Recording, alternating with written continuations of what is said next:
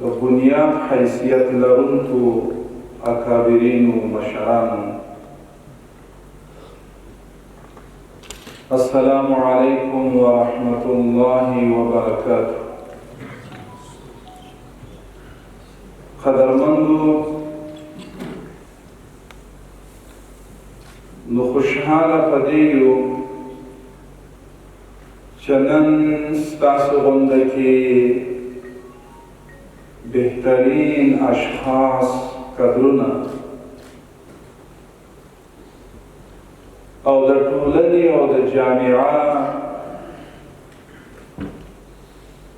رهبریت خپلونکو او خپلول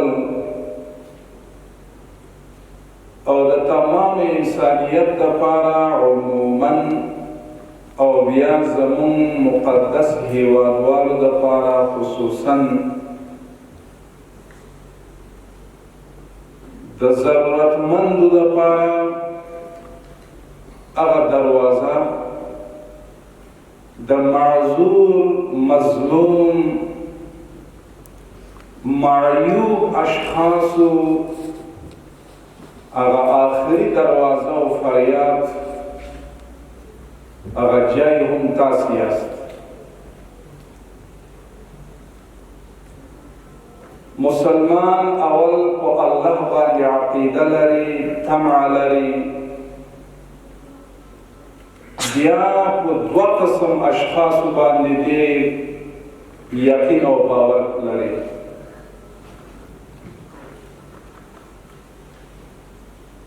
اول شخصیتونه هغه ډاکټران، طبیبان،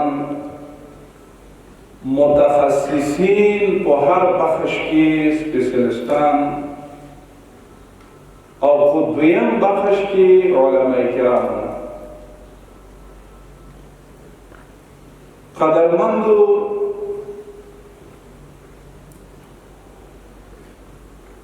د الله په فضل او کرم سره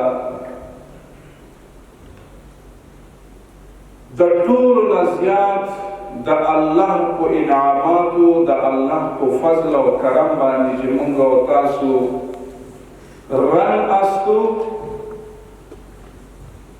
دا فضل خداوندی دا هغه د بنیادی ایمان.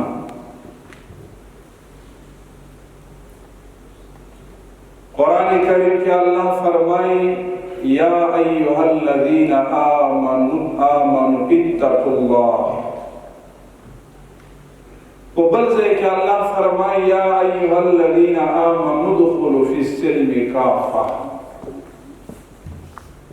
په بل ځای الله فرمایي یا ایها الذین آمنوا اتقوا الله وقولوا قولا سدیدا. قدرمندو، زمونږ ستاسې چې کوم کامل ترین راهنمود نظام حیاتي چې قرآن کریم ده، په 9 اتیا ځایونو کې الله خطاب مؤمنانو ته کوي. ای ایماندارو، ای ایماندارو، او ایماندارو، ای د ایمان خاوندانو،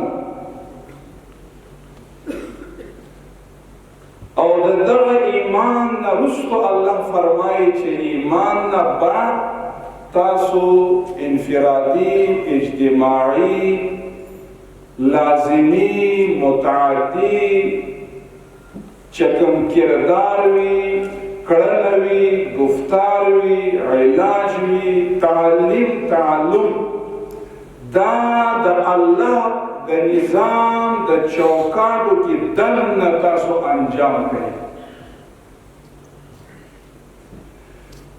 قدرمندو، واحد زمونږ او ستاسې نظام دی چې دا کامل، مکمل، کمپلیټ نظام دی.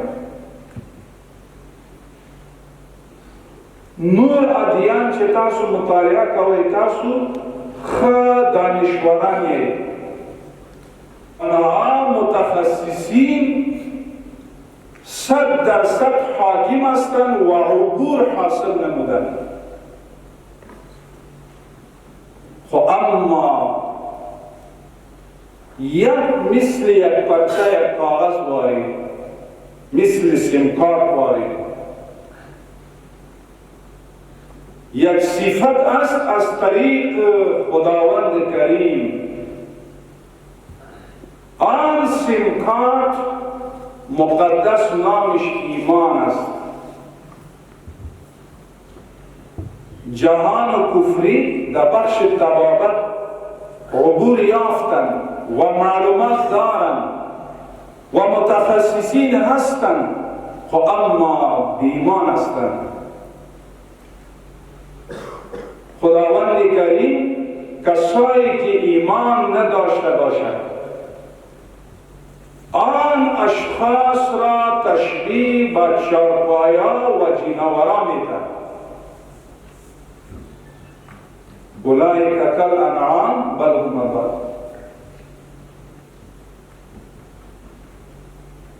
قدرمندو زمون د استاسی ذمہداری مسئولیت مکلفیت څه ده په ټولنه کې؟ یوازې کمایي ده؟ داسې نه ده.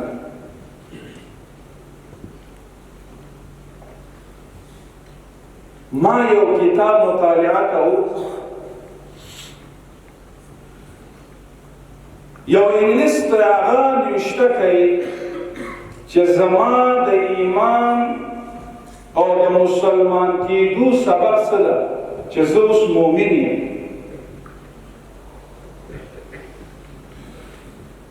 هغه وایي چې یو سپی راځي او هغه یو کاسه یو لوښی وداړي. نبی کریم صلی الله علیه وسلم فرمایي دا سپی همیشه این نجس العین است و پسخوردهش او د هغې جوټه دا هم نجس او مردار ده. نبی علیه السلام فرمایي چې دغه سپی راځي کومه کاسه کې چې خوله لګوي او وداړي فاغسلوهن 7 مرات احداهن بالتراب. شما همین کاسه را 7 بار بشویید و بعد شستن احداهن بالتراب با خاک آلوده کنید به 7م دفعه او په خار باندې اومدئ چې څونه جراثیم او ویروس وي هغه د الله د طرف نه به دا به ختم وي مکمل. دغه متخصص ډاکټر وایي او اروپایي ده او کافر او عیسایي او د انګلستان اوسېدونکی وایي هغه کاسه چې کله ما پاکه کړه ووینځله ششکې خب وساطت کبرها و زربین و هر آلات شما دارید وی که کل ما د زربین دلال ما او کت سل زر اما او اینزل خود سپی جراسین بیام کو کاسا که گزیده و شپیت زرم او اینزل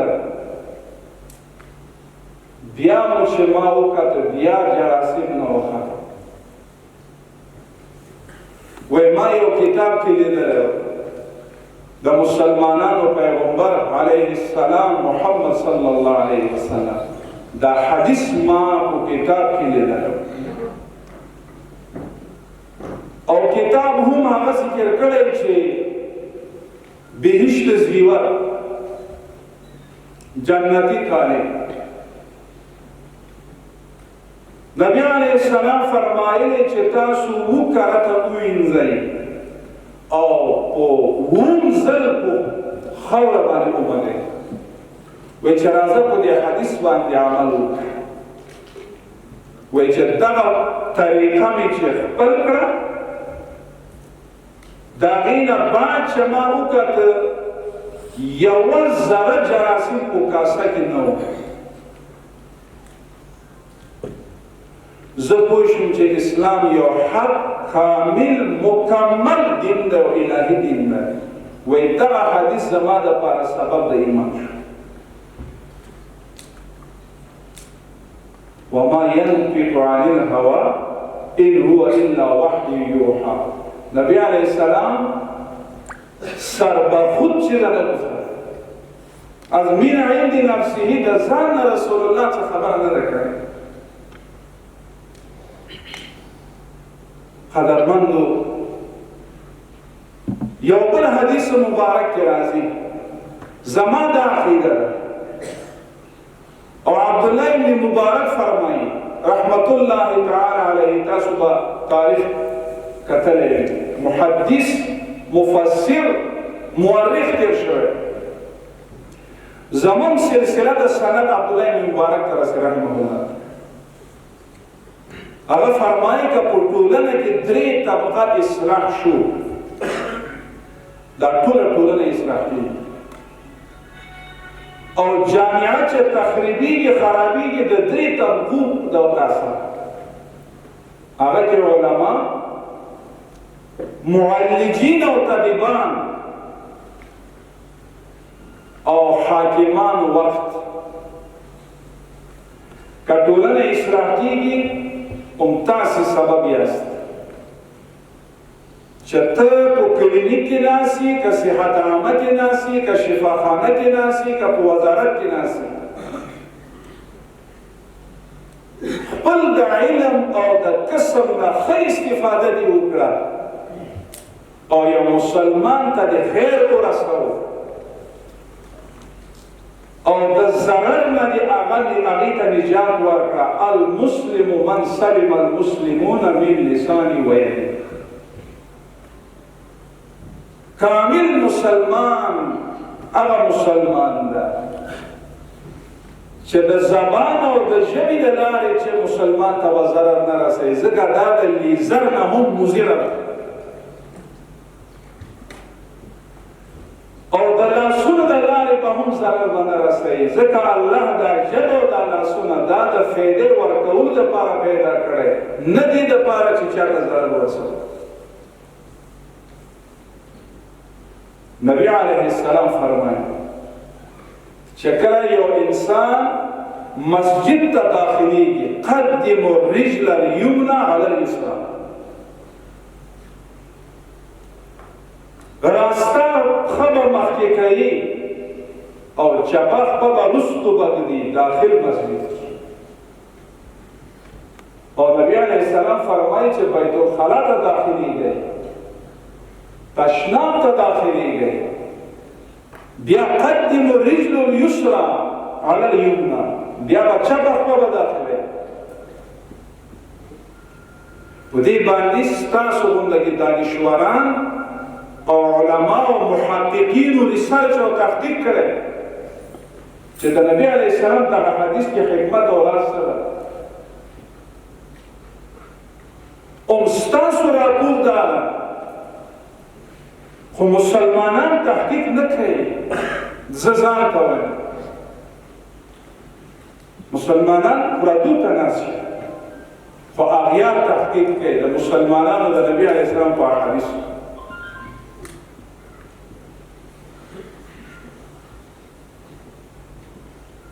نو دغه طبیبان او ډاکټران او سپیشلیستان او متخصصین د فن هغوی دغه نتیجه او دغه ریزلټ ټول جهان ته وښوده. که یو انسان خیخ په مخکې کوي پای راست را اگر پیش کنه سر دل و قلب حمله بیایا حقته و حق فیل شود دا مخکې طرف ته غورځېږي او که چپه خپلې مخکې کړه دا شا طرف ته غورځېږي. ای قدرمندو اکابرینو تاسې راته وایاست مرد مسجد داخل کې به بهتري که بیرون؟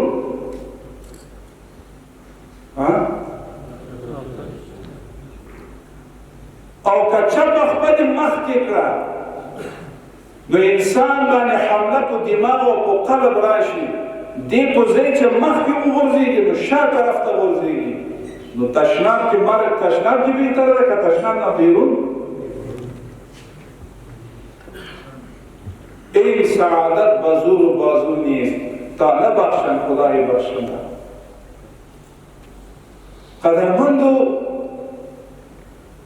د طبابت اساس مسلمانانو یې خیره ده طب او بلا استثناء یې خیره چې انسان من حیث الانسان د دې دا بنیادي او اساسي حق ده چې دې علم حاصل کړي العلم علمان علم الابدان وعلم الاديان علم دوه قسم ده یو روحاني علم ده او دویم مادیات علم ده دا دواړه علم ته اسلام قدر او احترام باندې اسلام قائل ده محترمو داسې دنیا کې امراض هم شته چې د انسان د علاج د دوام نه هغه فوق دی عیسی علیه السلام چې کله مبعوث شو ابرص یو بیماری ده مادرزاده هم پیدایشي معذور د سترګو او برګې بیماری ابرص مریض نه د نوح علیه السلام نه تر اوسه پورې چا علاج کړی دی د عیسی علیه السلام نه پورې او نه به د دې علاج به څوک کوي چې خپل هغه حدود نه چې ووته خو عیسی علیه السلام د الله برگزیده نبی و برگزیده فرستاده شده بود حضرت عیسی علیه السلام بغیر بلا تعلم و تعلم خداوند کریم حضرت عیسی علیه السلام را علم طبابت را بخشنده بود او د دغه دواړه امراض و علاج حضرت عیسی علیه السلام کوي باذن الله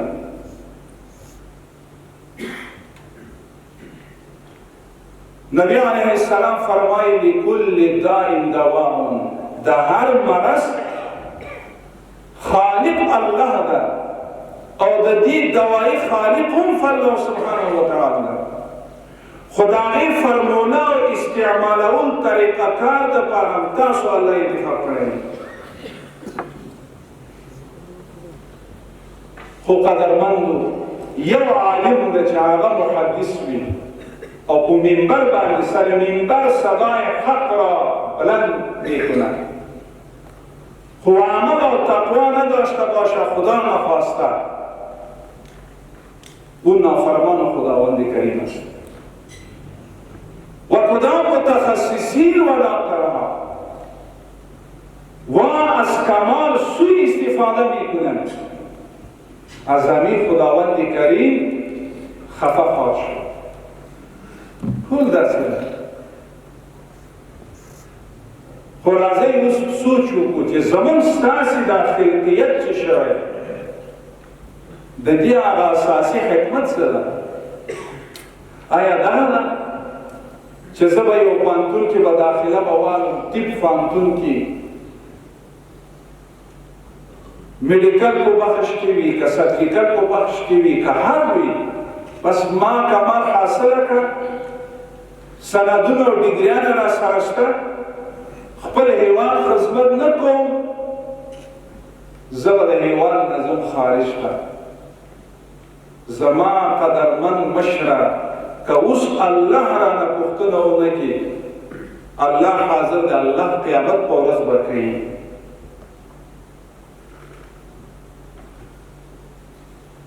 قدرمندو اوس د الله فضل او کرم ده چې شل کاله بعد د اشغال خاتمه وشو او موږ تاسې حریت استقلالیت خاوندان شدو او تاسو شمالي کوریا معلومات حاصل کړئ، دین نه لري، دهریت مزاج او سوچ لري، د اغیارو دا برداشت ده چې امر بالمعروف دا یو اختراعي ده او دا امارت اسلامي دا جوړه کړه، او حال دا د امر بالمعروف دا یو حکم الهي ده.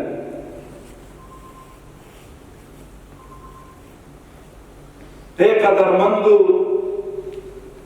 ستاسو کوچنیان اولاد او اهل بیت چې ستاسو نافرمانی او فرمانبردار نه وي، نو تاسو راته وایئ تاسو ټول خوابدي نه یاست؟ تاسو په همسایه، په ګاونډ یا د مسجد امام یا ستا مشر هغې ته وایي چې زما اولاد نافرمان ده، که نصیحت وکړي، وصیت وکړي، مور ببین کوشش کوي، قبلګان کوشش کوي چې دغه اولاد صالح شي، ځکه د هغې په درد باندې ته دردېږي. قدرمندو، زموږ ستاسو په نافرماني الله خفه کېږي. موږ تاسو ته خو الله عقل راکړی، دانایي راکړی، اشرف المخلوقات یو، ولقد کرمنا بني آدم، لقد خلقنا الانسان في احسن تقویم. بهترین کو استعداد الله تعالی د انسان دا جوړښت تاسو وګورئ چې هر پرزه چې ته راوالې الله څنګه دغه سپری پاټ لګولی دا پرزه، اول دا سترګو ته وګورئ په کوم ځای باندې الله دا لګولی. الله خو دا هم کولی شو چې په زنګوګانو باندې یا په دې ګردن باندې الله دا سترګې لګولی شو، که نه شو لګولی؟ دغه شونډو ته وګورئ الله په کوم انداز سره انسان ته په بهترین انداز الله یو پرزه لګولی. غوږونو ته وګورئ د ده دا سر، لقد خلقنا الانسان في احسن تقویم. بیا دا ټیس ماده، دا ذایقه، دا ژبه، دا زبان چې کېږي، دا ترشته چې کېږي، دا خوږه ده چې یو لابراتوار ته ورشو بغیر پول او پیسه پستا نمیشن، خو خداوند کریم بغیر حساب. بغیر حساب معنی همین است که الله رزق هم دیتا و تیست هم ماده فرار ساخته و خداوند کریم فیس و پول را نمیخواد. تو رحیم و کریم ذات است. قدرمندو، هر مسلمان چې من حیث المسلمان وي، اول الله تعالی د بچو په باره کې د والدینو نه پوښتنه کوي.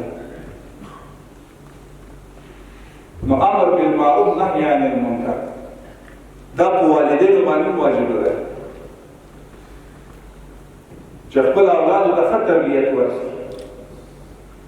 نبی علیه السلام فرمایي مر صبیانکم، تاسو په اولادو باندې حکم وکړئ من سبع، چې وکلن شي نو د نماز استاد کنی تا دا صورت باشه. فَوَإِذَا بَلَغُوا إِلَىٰ 10 فَوَاقِعِهِ، وقتی که در 10 سال برسن باز نزنید. تا 10 سال اگر نماز را انجام نمیده الله، با والدین خداوند کریم صلاحیت داره که بزنن. باز 10 سال بالا میشه، باز نبی صلی الله علیه و سلم فرموده آلی فشار سر اولاد نبیاره، فواقعه آلی برادری بکنید یکی بریان. زمان دستی دینیم ده او سروروالی او کار سر چه 15 کالو تا ورسی اغینا مخی دا مرفوع القلم بس د دیر طول اغا پریکتیس د دین مطابق بشی لگی بیا تل اجام پریده اغا تا تم دعا قدرمندو قرآن کریم که الله فرمای ولتکن منکم امه یدعون الى الخیر و یأمرون بالمعروف و ینهون عن المنکر. امر بالمعروف دیتا ویی چې الله رسول الله صلی الله علیه وسلم مبارک ورته ښه ویلي وي دغه معروفات وي، که الله نبی علیه السلام ورته بد ویلي وي دغه منکرات.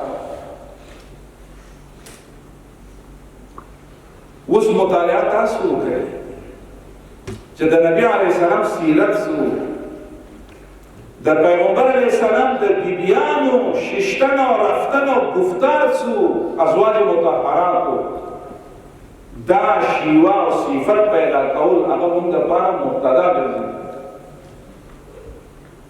عایشه رضی الله تعالی عنها یو ورځ ناسته ده، څه باندې 2000 احادیث عایشه رضی الله تعالی عنها روایت نبی علیه السلام نه کړی او محدثین فرمایي که عایشه نه وای انسانان مسلمانان به په تاریکی کې وو. عایشه رضی الله عنها ناسته ده، یو بالغ نجلۍ راځي، عایشه رضی الله عنها هغې ته وایي چې ته اوس بلوغ ته رسېدلې ته به حجاب کوې. او نبی علیه السلام مبارک فرمایي چې کوم نجلۍ بلوغ ته ورسي او حجاب نه وي د رحمت په ځای لعنت ورېږي. دا د رسول الله وینا ده. زموږ ستاسې مسؤلیت، د مور بینې مسؤلیت او د قبلګاه مسؤلیت دا ده چې خپل اولاد اصلاح کړي، ټولنه اصلاح کړي. هر یو تاسې متخصصین یاست، تاسو ته لسګونه مریضان راځي، مراجعین لرئ او تاسو په ټولنه کې محترمین قدرونه یاست. اوس چې 15 ملته ته دغه مسلمان ته یوازې د دین طرف ته د دعوت 15 دقیقه ورکړه، د الله په دربار کې شفاعت وکړه، الله به وکړي. الله تعالی تخصص، تاسو متخصصین یاست، د الله رضا وي، د دین عظیم تر عبادت باندې په وزارت کې، په کلینیک کې، په شفاخانه کې ناس یو اذان بلند شو بس قلم هر څه کېږي منځ ته به حاضر شي، په دې الله رضا کېږي. او ما اکثر ډاکټرانو سره علاقه لیدلی مو ده چې اکثر متقیان او پرهیزګاران، ځکه ستاسو د مریضانو او د مرګ سره همیشه کشمکش. دوه طبقې ډېر مشقت په مطالعه کې کوي، یو تاسو چې ډاکټران یاست مشران او یا علما چې ټوله شپه او ورځ په مطالعه کوي. دا دین چې موږ ته رسېدلی، امام سراخسي لوی امام تېر شوی 25 جلدو باندې کتاب لیکلی او دا بندي و، یو چا کې لاندې ساتلی او کته هلته دا کتاب لیکلی. قدرمندو اوس چې تاسو مکرم یې ومن یوت الحکمة فقد اوتي خیرا کثیرا، الله وایي چې چاته الله کمال ورکړي، علم ورکړي، عمل ورکړي، الله ورته خیر کثیر ورکړي. خو نبی علیه السلام دا وایي من غش فلیس منا. ستا صلاحیت ته دارو درمل کوئ، د اول نمبر او اصلي دارو درمل په ځای دویم نمبر او جعلي دوایي ورکول دا حرام. نبی علیه السلام فرمایي چې یو مسلمان سره بل مسلمان دوکه کوي، وی جعلي وی نمبر 2 او نوم لیکلی په اوریجنل او مسلمان په ما باندې اعتماد او عقیده لري او اللہ نے کہ خدا نے کنا کہ ماں دھوکہ کر دیں. نبی علیہ السلام فرموده ای امتی من نیست اگر مسلمان نیست باشه. اسلامیت را چی میکنین؟ از انسانیت هم خارج است. نیست آدم در خلاف آدم، آدمی را آدمیت لازم است، عود را گرگو نباشد نیزم است. زه یو مسلمان سره د انسانیت په اساس سلوک نه کوم نو یوازې زما یو دانچه ولاړه وي قد قامت دغه د انسانیت نه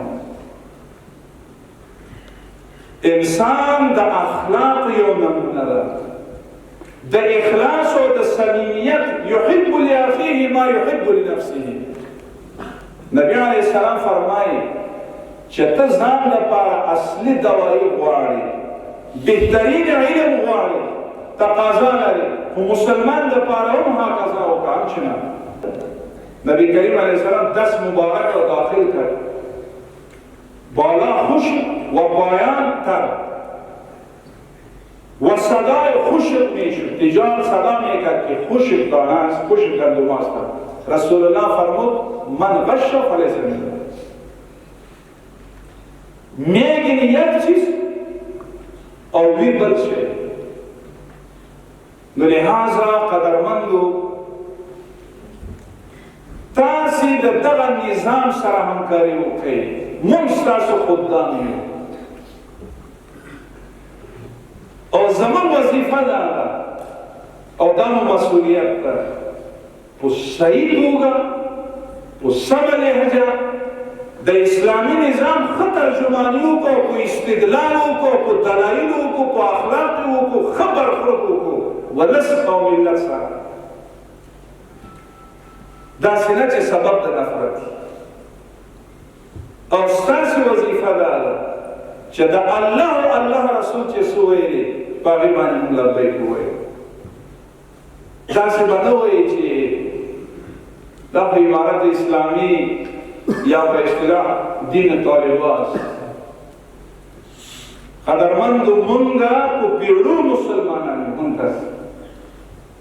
دلته شهدا او صالحین کې اوس هم د صحابه کرامو مقابر شته که نشته د تمیم داري رضی الله تعالی عنه په شمول د څلوېښت صحابه کرامو ولې دلته مقبره ده د عبدالرحمن بن سمره رضی الله عنه په رهبریت دا کابل فتح شوی و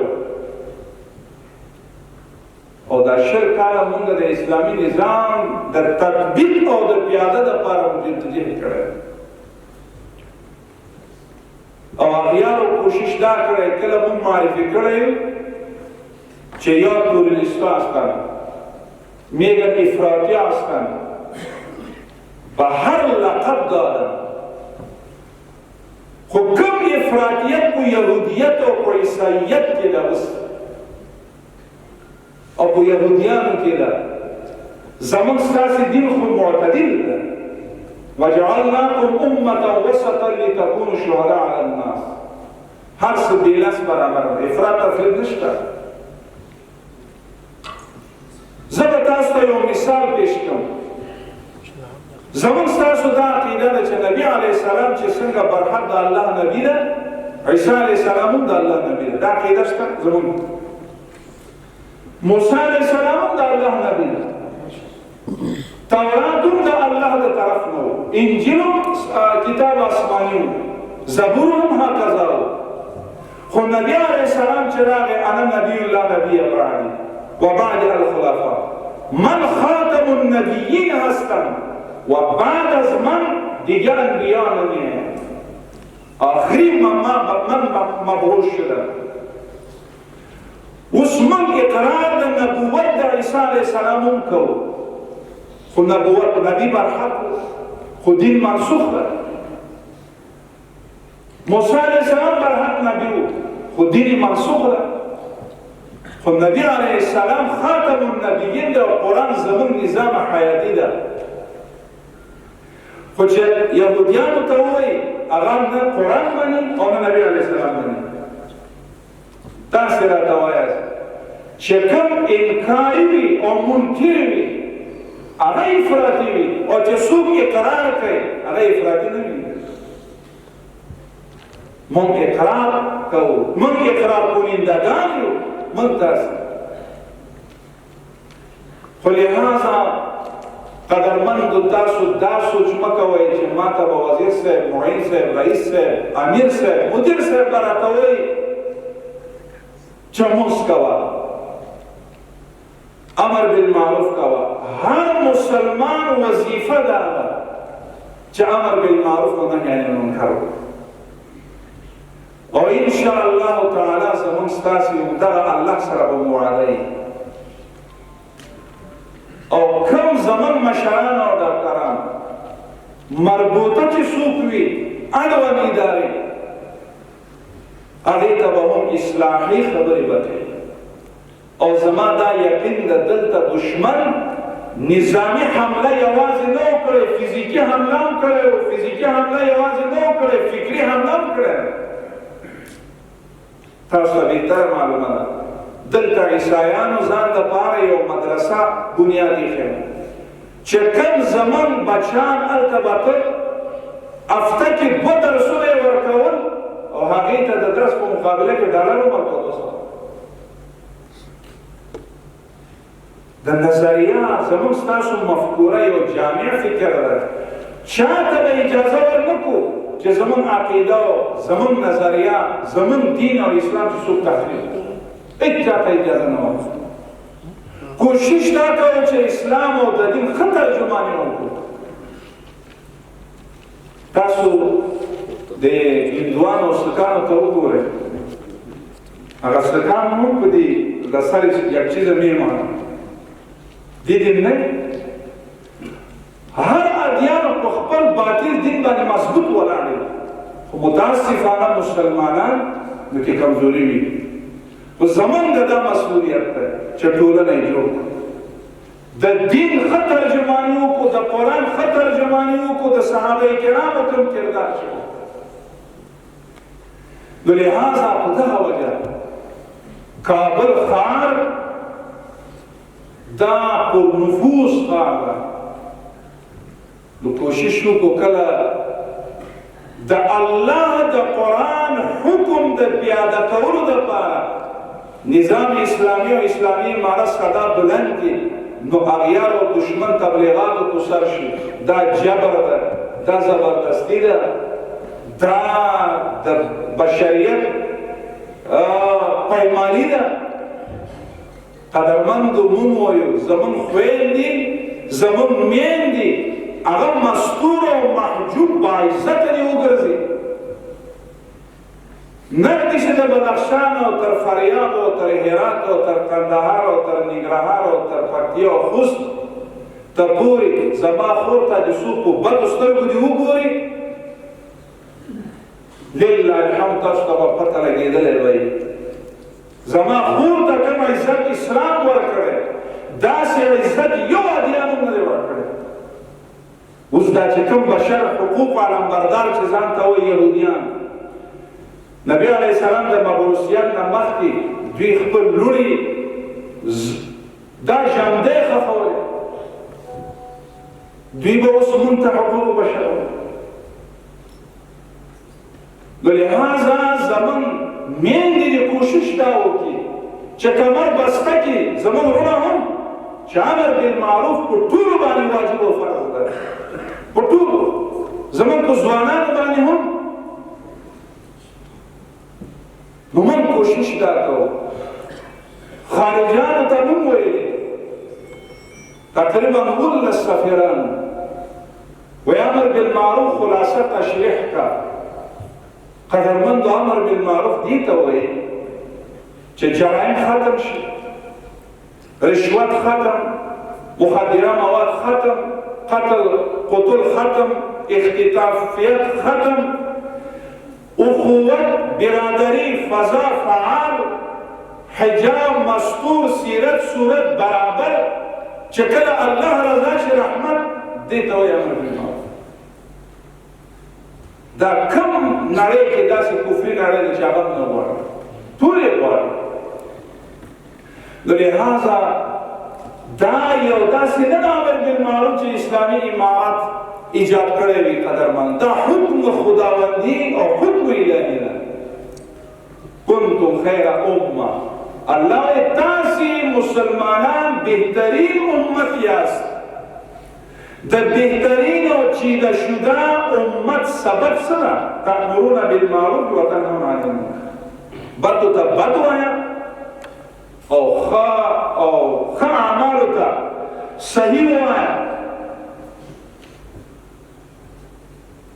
قدرمندو امر بالمعروف وزارت دروازه 24 ساعته خو ما گفته نمیتونیم، لیکن 14 و 18 ساعت باز است سر ملت، پیش ملت هر کسی آمده میتونه. چند تا 10,000 موضوعات را امر بالمعروف وزارت حل نموده او کوشش دا کرو چه حق تلفی دا چاو نشی، کوشش دا کرو خپل ملت او ولس خپل کو او کله کله دا په دلایلو ثابت شوه د بعضو پروژه اوس په دې باندې روپلا هم دردېږي، ورور هم دردېږي چې زموږ خویندې کله بې حجابه ګرځي او چسبکي پتلون را میپوشن. ایتون مزیر است ولد ما برتان بالکل امی حقیقت برتان میگیم، ایتون مزیر است چسبکی پتلون چسبکی بل برای تا مزیر باشه در طول طوله تبا برماز کنیم. زمان دین و مقدس اسلام داوی خب و حجاب و درون و گرزا الله با هم رضاوی، علماء با هم دعا که طولنا با هم دعا که درتا قیامت با رس جنت بی بی عائشہ رضی اللہ عنہ سر کسب بانی باو مناده نو پدا وجبانی مونگا کلا و حاشا خدا نکنا زمان کو سوچ کی دانشتا چې زمان کو وجبانی چې تاسو بی احترامی یا تاسو متضرر شي مون تردیل کو پولس دلتا دشمن دیر کار د جمهوریت کنون د پارلمان کنون، لیکن اوس اسلامی نظام راغلی دا د نبی علیه السلام بنیادی مبعوثیت هم داو. یو صحابی نه هرقل پاچا پوښتنه کوي لما بعثتم ولما بعث صاحبکم هذا، چرا شما فرستاده شدین، مقصد چیست؟ گفت ان الله بحثنا ان اخرج العباد من عبادت العباد الى عبادت رب العباد. ما یک بنده از بندگی خارج میکنیم با بندگی خداوندی مستقیم برابر میکنیم. در زمان و استاسی مشترکه هدف دو قدرمندو من به هر و کامیابیو چه خپل هیواد تا ژمنتیا اعلان وکړو، دین تا ژمنیو، بل اکابرین قدر و احترام وکړو، د یو بل توهین ونه کړو. مدرسه او پوهنتون په مابین چا توپیر کړی دا د دشمنانو. پوپان دې آزاد وي، پوپان د عیسایانو ملایان دې آزاد وي، پوپ خو د اسلام مقدس د قرآن علما چې هغه نارینه او که زنانه وي هغې باندې بندیز وي. قدرمندو دا کم قانون او کم اصول دی. نو موږ په شلو کالو کې نړیواله او کفري نړۍ سره موږ دنیا پېژندلی یو، متاثر چانه نه کېږو. د پردو د اغیارو منفي تبلیغاتو نه تاسو متاثر کېږئ. اصل ما یو مشوره ده، تاسو هسې متاثر نه یاست، خو یو نظر مو ده د دین په باره کې که څه مشکلات وي لله الحمد په هر وضاحت کې علما شته. امن ده، امن سوله لوی نعمت دی، قتل نشته، احترام د یو بل، هماهنګي، اخوت، برادري فضا فعاله ده. هر یو ته چې ګوري سیرت او صورت برابر، دا فضل خداوندي ده. الله دې زموږ ستاسې دا هیواد دا حریت دی الله قایم او دائم ولري. قدرمندو وس رسول الله صلی الله علیه وسلم مبارک ته یو صحابي تشریف فرمایي، هغه وی ای د الله رسوله زه څه کلمات وایم او کدا زه وایم او څوک دموم الله هغه ته شفا ورکوي. شفا په ډاکټر په لاس کې نه ده، شفا خو د یو مولا یو عالم د یو پیر په لاس کې خو شفا نه ده. موږ تاسو به یو سبب یو، دارو درمل خو سبب ده. وإذا مرضت فهو يشفيني، اصل دروازه می جو رشتہ کر رہی. ابراہیم علیہ السلام فرمود خداوند کریم شفا مالا میتا وقت که ما مریض شدیم، شفا الله ورکړي. هغه صحابي نبی علیہ السلام ته وویل چې زه دا کلمات وایم ته واوره. پیغمبر علیہ السلام شنید، نه هغه مخالف د دین نه او نه موافق و.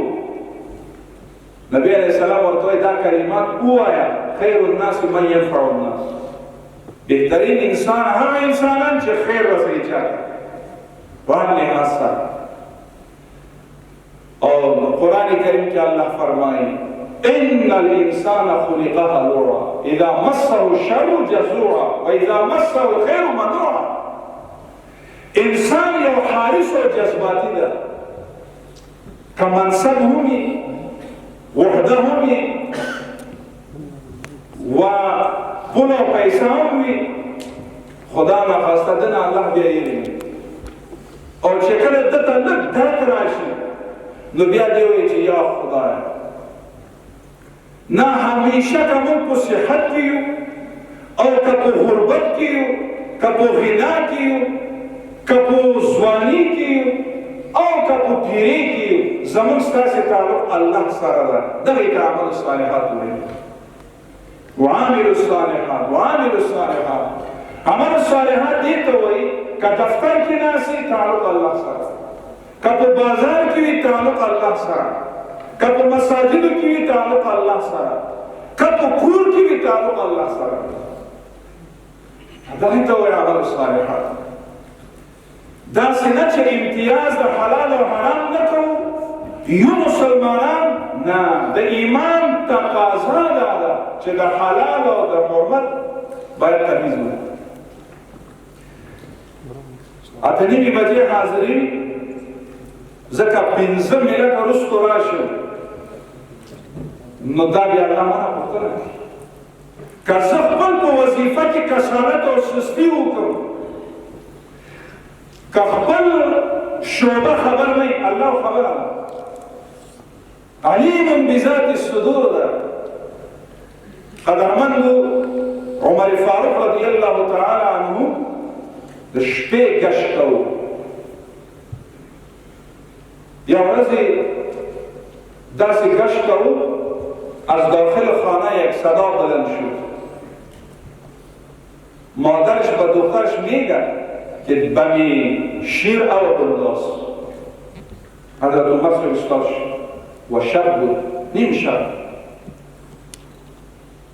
دخترش میگه به مادرش که امیر المؤمنین فرمان را ابلاغ نموده که شما خلطیت نکنین و دوکه نکنین. این ما در شرک ها بندازیم، این خود دوکه است. از این خود یک مسلمان مستفید میشه. مادرش میگه امیر المؤمنین کجاست؟ ما شما خو یکان دفعه در جذبات میاییم دشمنان تبلیغ میکنن. امیر المؤمنین طالبایی که وجود نداره، تبلیغ هم که میکن روش معلوم نمیشه. ولی که صفایی میکنه سیاه و سبز را، سفید را. نبی علیہ السلام في قرآن کریم کے راضی یریدون لیطفئوا نور اللہ بافواہہم واللہ متم نوره ولو کرہ الکافرون. کفار اراده لري د تبلیغات او د میډیا د لارې منفي تبلیغاتو کې مسلمان پسې، خو الله دا دوی نه کامیابوي. دا الله فیصله ده. قدرمندو داسې صالح رهبر په تاریخ او په شر القرون کې به تاسو پیدا کړی نه، او دا وحدت موږ ساتلی. کله کله دشمن وایي د دې په مابین هم بعض روشنفکر وی بعض داسې افراطیان وي تقسیمایي. اسلامی امارت مثال داسې ده کأنهم بنیان مرصوص. اینا مې دیواره سیر کنی، مضبوط اطاعت، وحدت، استقامت، اخوت وجود داره. هیچ این که گروهی اختلافات در معرض الوجود مثل سابقه وارد در تیمنی یک حکومت، در پلچرخی دیگر، در اوجه در طرف پرمان دیگر میگفتن که یک روز ما ارگ میگیریم. الله ملک توائفی را خداوند کریم نیست ناقصا یا فضل خداوند نیست. این را ملی وحدت میگن. سرحدات محفوظ، امنیت محفوظ، نظام اسلامی تطبیق و پیاده شده سرتاسری افغانستان. همین مادرش با دخترش میگه امیرالمومنین تو را چی میبینن؟ تا او وقتا خو لابراتوار هم نبود که کسی دیس کنه که این شیر است یا این هوا دارتن یا نه. قدرمند سوچ وکړئ د دغه نجلۍ ایمان ته سوچ وکړئ. دا الهي او وحدي ایمان. هغه نجلۍ مور ته وایي ای زما بیبي که امیرالمؤمنین ما نه ویني د امیرالمؤمنین خدای خو ویني. الله ته به څه کوو؟